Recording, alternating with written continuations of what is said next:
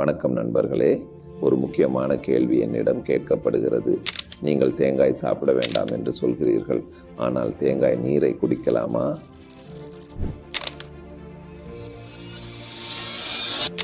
அதற்கு பதிலாம், தேங்காயில் சுமார் 30 முதல் 40% வரை கொழுப்பு உள்ளது. உங்களுக்கு தெரியும், உலர்ந்த தேங்காயில் இது 60% வரை அதிகரிக்கிறது.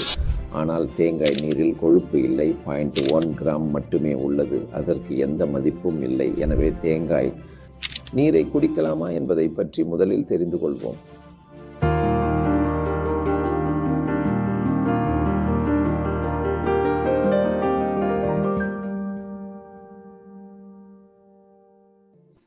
இதை நீங்கள் குடிக்கலாம். இது ஒரு இயற்கை பானம். இதில் சிறந்த விஷயம் என்னவென்றால், 100 கிராமுக்கு 15 முதல் 20 கலோரி உள்ளது. இதில் உள்ள கார்ப்ஸ் குளுக்கோஸ் மற்றும் ஃப்ரக்டோஸிலிருந்து வருகிறது. இதில் பொட்டாசியம் மிகச்சிறந்த அளவில் உள்ளது, மாக்னீசியம் கொஞ்சம் உள்ளது, சோடியம் கொஞ்சம் உள்ளது. இதில் கொலஸ்ட்ரால் இல்லை. நினைவில் கொள்ளுங்கள், கொழுப்பு 0.1% மட்டுமே உள்ளது. இதில் மிக முக்கியமானது பொட்டாசியம். இது உங்கள் இரத்த அழுத்தத்தை குறைக்க உதவுகிறது.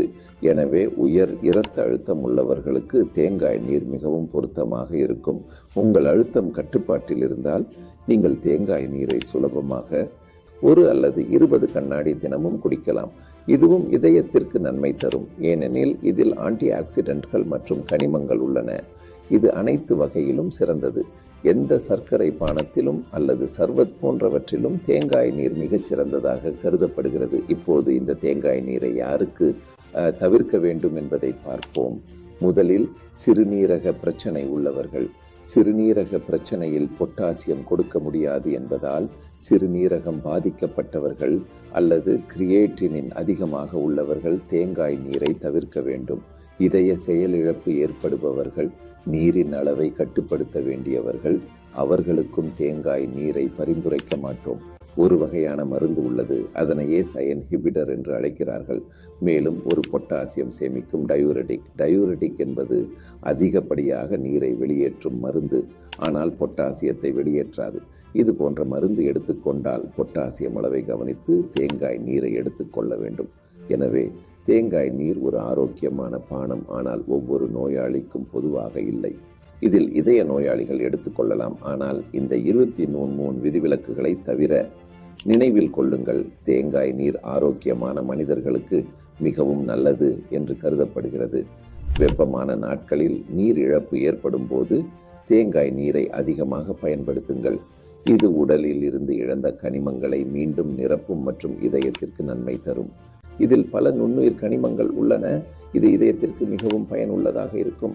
இது ஹிந்து திலியம் ஆரோக்கியமாக வைத்திருக்கிறது மற்றும் ஆன்டி ஆக்சிடென்ட் பணியையும் செய்கிறது. இங்கு நிறுத்துகிறோம். எனது பெயர் டாக்டர் ஜுமல் சாஜட். நீங்கள் அறிந்திருப்பீர்கள், நாங்கள் இதய சிகிச்சையை அறுவை சிகிச்சை இல்லாமல் செய்கிறோம், பிளாஸ்டிக் இல்லாமல். எனவே எந்த நோயாளிக்கும் என்ஜியோகிராபி, என்ஜியோபிளாஸ்டி, பைபாஸ் அறுவை சிகிச்சை செய்ய வேண்டும் என்று கூறப்பட்டால் அதை செய்யும் முன் எங்களை சந்திக்கவும். நாங்கள் அவர்களுக்கு சிறந்த சிகிச்சையை அறுவை சிகிச்சை இல்லாமல் வழங்க முடியும். இந்தியா முழுவதும் சுமார் 7.5 லட்சம் பேர் எங்கள் சிகிச்சையில் உள்ளனர். 143 கிளினிக்குகள் எங்களிடம் உள்ளன. மேலும் நாங்கள் இதய நோயாளிகளை உணவு பற்றிய கல்வி அளிக்கிறோம், அலோபதி மருந்துகளை வழங்குகிறோம், மேலும் இயற்கை பைபாஸ் மற்றும் டிடாக்ஸ் சிகிச்சையை செய்கிறோம். நீங்கள் எங்களை சந்திக்க விரும்பினால் எங்களை தொடர்பு கொள்ளலாம். மிகவும் நன்றி.